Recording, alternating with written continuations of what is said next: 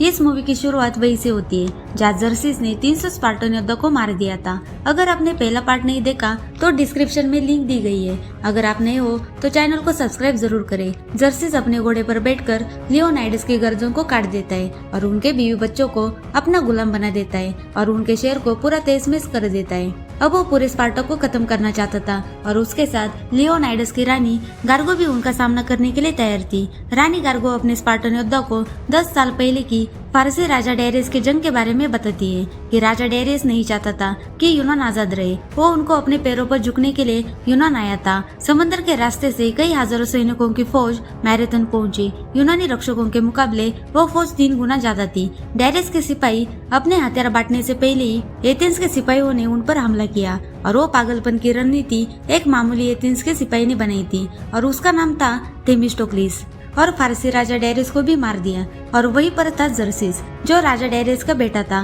थेमिस्टोक्लिस ने उसकी आंखों में बदले की आग देखी। थेमिस्टोक्लिस को लगता था कि उससे गलती हो गई है और वो जानता था कि उस लड़के को ही मार देना चाहिए था। राजा डेरियस अपनी आखिरी सांसें ले रहा था तभी वहाँ पर उसे मिलने के लिए एक लड़की आर्टिमिशा आती है। वो जितनी खूबसूरत थी उतनी राजा की वफादार थी। राजा अपने सिपाही में से सबसे ज्यादा उसे ही पसंद करता था क्योंकि उसने मैदानी जंग में फतेह दिलाई थी। राजा उसमें एक काबिल योद्धा देखता था जो उसका बेटा जर्सिस कभी नहीं बन सकता था। मरने से पहले राजा जर्सिस को कहते हैं कि तुम्हें पुनर्जन्म लेना होगा और देवता बनना होगा क्योंकि यूनान को सिर्फ देवता ही हरा सकता है। राजा मरने के बाद जर्सिस कई तांत्रिक से मिला और उन्होंने पुराने नुस्खों में डूबी पत्तियों में लपेटकर रेगिस्तान में छोड़ दिया। एक दिन वो भटकते हुए एक गुफा में चला गया जहाँ तांत्रिक रहते थे जो इंसान के दिल के अंधेरे में कोने में बसते हैं। जर्सिस ने अपने आप को उनके हवाले कर दिया और उसने पानी के अंदर अनैतिक और शैतानी ताकतों को पूरी तरह से समर्पित कर दिया। और जब वो बाहर आया तो उसमें कोई जर्सिस का अंग नहीं था। उसकी आंख में अंगारे थे। जर्सिस ने देवता के रूप में पुनर्जन्म लिया था। वो वापस आकर लोगों के सामने खड़ा होता है और अपने पिता का बदला और शान के लिए वो जंग का ऐलान करता है। आर्टिमिशा को अपना ख्वाब पूरा होते हुए दिखाई दे रहा था। जर्सिस अपने पिता का बदला लेने के लिए 10 लाख से भी ज्यादा फौज लेके यूनान पहुंच जाता है। एथेंस के सिपाही स्पार्टा से मदद मांगने जाते हैं। दूसरी तरफ आर्टिमिशा दूसरी टुकड़ी संभाल रही थी और समंदर के रास्ते से आगे बढ़ रहे थे और तभी समंदर में तूफान आता है। ये वही सीन है जो पहले पार्ट में हमने देखा था जहाँ स्पार्टा के योद्धा समंदर में तूफान की वजह से कई सारे जहाज को डूबते हुए देखते हैं। वही दूसरी तरफ स्केलियोस थेमिस्टोक्लिस के पास आता है और फारसियों का एक राज बताता है कि आर्टिमिशा यूनान की है। उसके पूरे परिवार को खत्म कर दिया। सिपाहियों ने किसी को नहीं बख्शा। वो उनका बलात्कार करके उन्हें मार डालते हैं। आर्टिमिशा तब छोटी थी। उन्होंने उनको बंदी बनाया। यूनान के सिपाही उसके साथ बलात्कार करके उसे एक दिन जख्मी हालत में उसे मरने के लिए फेंक दिया। तभी एक फारसी ने उसकी जान बचाई और आर्टिमिशा ने कसम खा ली कि वो तभी यूनान लौटेगी जब वो सारे यूनान को मरता हुआ देखेगी। फारसी ने उसे योद्धा बनने की ट्रेनिंग दी और उसे अव्वल दर्जे का तलवारबाज बना दिया। उसने कई राजाओं को मारकर उनके सर काटकर राजा डेरियस के सामने रख दिया। डेरियस उसके कारनामों से बहुत खुश हो जाता है। इसी वजह से डेरियस ने उसे अपने सारे सिपाही में से उसे खास जगह दी थी। आगे स्केलियोस बताता है कि लियोनाइडस और उनकी फौज नर्क के दौर की ओर चली गई है। लियोनाइडस 300 योद्धा के साथ जंग लड़ने के लिए तैयार था। वही दूसरे ओर समंदर में आर्टिमिशा का सामना थेमिस्टोक्लिस से होता है। फारसी के जहाज के सामने उनके नाव जैसे जहाज कुछ भी नहीं थे। तभी थेमिस्टोक्लिस कहता है कि फारसियों के जहाज सामने से मजबूत है पर बीच में से नहीं, हम वहाँ पर हमला करेंगे। फारसी के जहाज उनकी तरफ तेजी से बढ़ रहे थे पर थेमिस्टोक्लिस के सामने वो जहाज टिक नहीं पाते। वो उनके जहाज के बीच में ही अपने जहाज से टक्कर मारते जिससे टूटकर कई जहाज समंदर में डूब जाते। उनके जिससे आर्टिमिशा गुस्सा हो जाती है और सबसे बड़ा जहाज उनकी तरफ भेज देती है पर उन्हें आगे का कुछ दिखाई नहीं देता। इसका फायदा उठाकर थेमिस्टोक्लिस अपने जहाज को उनके जहाज के पीछे ले जाता है। तभी फारसियों का जहाज एक चट्टान पर जाके टकराता है और जहाज समंदर में डूब जाता है। आर्टिमिशा थेमिस्टोक्लिस के चालाकी से परेशान हो जाती है और अपने सिपाही के जरिए मिलने के लिए न्योता भिजवाती है और इस दौरान कोई भी सेना किसी के ऊपर भी हमला नहीं कर सकती और यही जंग का कानून होता है। थेमिस्टोक्लिस आर्टिमिशा से मिलने के लिए जाता है। आर्टिमिशा उसे कहती है कि हमारे टुकड़े में शामिल हो जाओ और उसके साथ फिजिकल होकर अपने जाल में फंसाने की कोशिश करती है। वो उसे हर तरह का लालच देती है पर थेमिस्टोक्लिस उसके साथ मिलने से साफ मना कर देता है। आर्टिमिशा गुस्से से थेमिस्टोक्लिस को जोर से नीचे ढकेल देती है और अपने सिपाहियों को बुलवा कर कहती है कि इस कचरे को बाहर फेंकवा दो। थेमिस्टोक्लिस अपने लोगों के पास चला जाता है। तभी एक सिपाही कहता है कि क्या लगता है हम आर्टिमिशा को हरा सकते हैं? थेमिस्टोक्लिस कहता है कि अगली बार जब हमारा सामना होगा तब आर्टेमिशिया अपनी पूरी ताकत के साथ हमला करेगी, और यही होता है।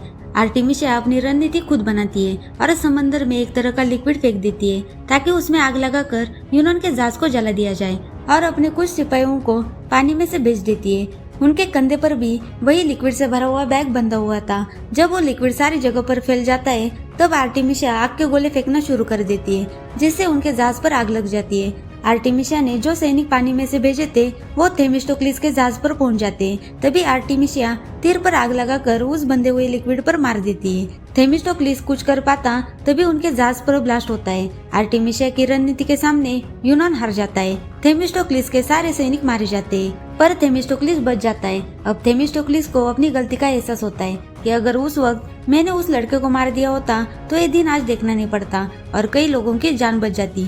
दूसरी तरफ जर्सिस की फौज भी 300 स्पार्टा योद्धा को मार देते और जर्सिस उस कुबड़े को कहता है कि लियोनाइडस की तलवार एथेंस लेके जाओ और उनसे कह दो कि उनका हसीन जगमगाता शहर अब मिटने वाला है। दूसरी तरफ डेक्सोस थेमिस्टोक्लिस के पास आता है और कहता है कि 300 स्पार्टन योद्धा लड़ते लड़ते शहीद हो गए।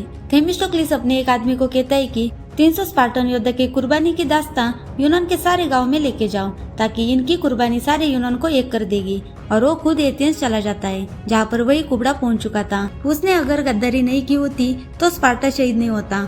वो कुबड़ा आदमी थेमिस्टोक्लिस को कहता है कि जर्सिस अपनी पूरी फौज के साथ एथेंस पहुंचने वाली है और वो पूरे शहर को जलाकर राख कर देंगे। उसके बाद थेमिस्टोक्लिस स्पार्टा रानी से मिलने के लिए चला जाता है और वो रानी से समुद्री जहाज, स्पार्टा के योद्धा और हथियार की मांग करता है। पर रानी गुस्से से कहती है कि तुम्हारे यूनान के लिए मेरी इतनी कुर्बानी काफी नहीं है। थेमिस्टोक्लिस राजा लियोनाइडस की तलवार रानी को सौंपकर वहां से चला जाता है। जर्सिस सारे यूनान पर हमला कर देता है और सारे यूनान को जलाकर राख कर देता है। जर्सिस और आर्टेमिशिया बात कर रहे थे, तभी वहाँ पर वही कुबड़ा आदमी आ जाता है। वो जर्सिस को बताता है कि थेमिस्टोक्लिस अभी भी जिंदा है। आर्टेमिशिया कहती है कि वो मर गया है, पर वो उसे कहता है कि नहीं, वो मरा नहीं, वो अभी भी जिंदा है, मैंने अपने आंखों से देखा है। और उनकी सेना सलामिस की खाड़ी में खड़ी है। आर्टेमिशिया कहती है कि मेरी फौज को अभी तैयार करो, हम इसी वक्त उन पर हमला कर देंगे। तभी जर्सिस कहता है कि वहाँ जाने से पहले पता करो कि यह हकीकत है या चाल। तभी जर्सिस और आर्टेमिशिया के बीच बहस हो जाती है। वो कहती है कि अब तुम मुझे जंग के बारे में सलाह दोगे।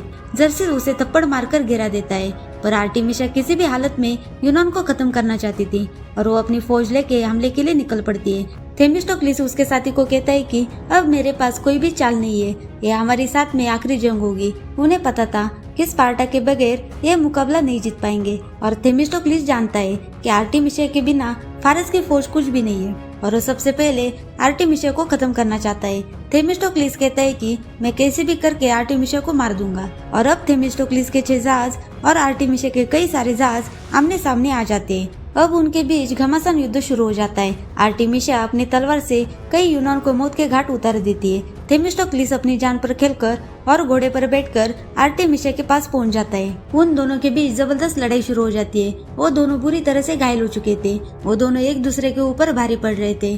दूसरी तरफ स्पार्टा की रानी जो एक कहानी सबको बता रही थी, वो अपनी फौज लेके और कई सारे जहाज के साथ जंग लड़ने के लिए उनकी तरफ आ रहे थे और फारसी के जहाज को घेर लेते हैं। थेमिस्टोक्लिस भी आर्टेमिशिया को मार देता है। रानी गार्गो अपनी फौज के साथ फारसियों पर हमला करती है। वो सभी फारसियों को एक एक करके मार देते हैं और उनके सारे जहाज को तबाह कर देते हैं। रानी गुस्से से अपने पति का बदला लेती है और अपनी तलवार से अपने दुश्मनों को मौत के घाट उतार देती है और उनके शानदार जीत के साथ मूवी यहाँ पर खत्म हो जाती है। Thank you for watching.